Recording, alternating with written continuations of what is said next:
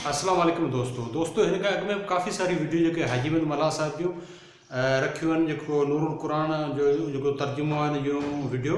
अॼु जेका असीं वीडियो रखंदासीं उहा आहे क़ुरान शरीफ़ जे पहिरीं सिपारे जी सूरह बकरा ऐं उन जी आयत नंबर 152। नंढड़ी आयत आहे तमामु, ऐं ॾाढो ख़ूबसूरत तर्जुमो कयो आहे हाजी अहमद मल्हा साहिब शाइरी में। उहो बैत तव्हांखे ॿुधाईंदासूं, उन जी तिलावत ॿुधाईंदासूं। ऐं उन आयत करीमा जो जेको हवालो आहे वो लतीफ़ साईं जे रिसाले में किथे आहे, कीअं आहे, लतीफ़ साईं कीअं फरमायो आहे, इहो बि तव्हांजे अॻियां पेश कंदासीं। उमेद आहे तव्हांखे पसंदि ईंदो, छाकाणि त लतीफ़ साईं ख़ुदि फरमायो आहे त जेतो बैत पायां से आयतूं आहिनि।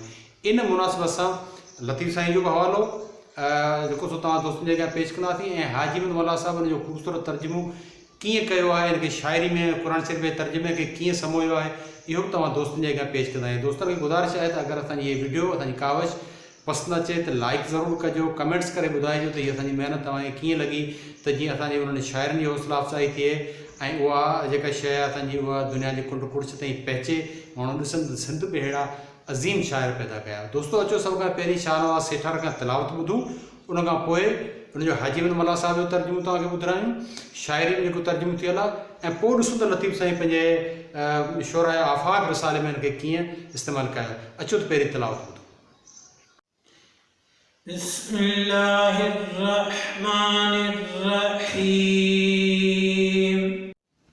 अवल नाम अल्लाह जो बरकत बेशुमार, सो ॾहनि जो ॾातार, सो सबा जो सभी पिरी।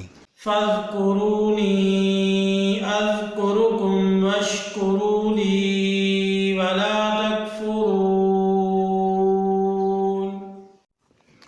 पोइ सारियोम त आंखे सारियां हाज़िर हर कंहिं हाल, पिण ॻायो मुंहिंजी ॻाल्हि ऐं मुंहिंजा वड़ न विसारियो। तूं जिने जी तात तिन पिण आहे तुंहिंजी, फ़ज़्कुरूनी अज़्कुरुकुम इह परोड़ जी बात, हथ कातीअ ॻुड़ वात पुछण पर पिरीं जी।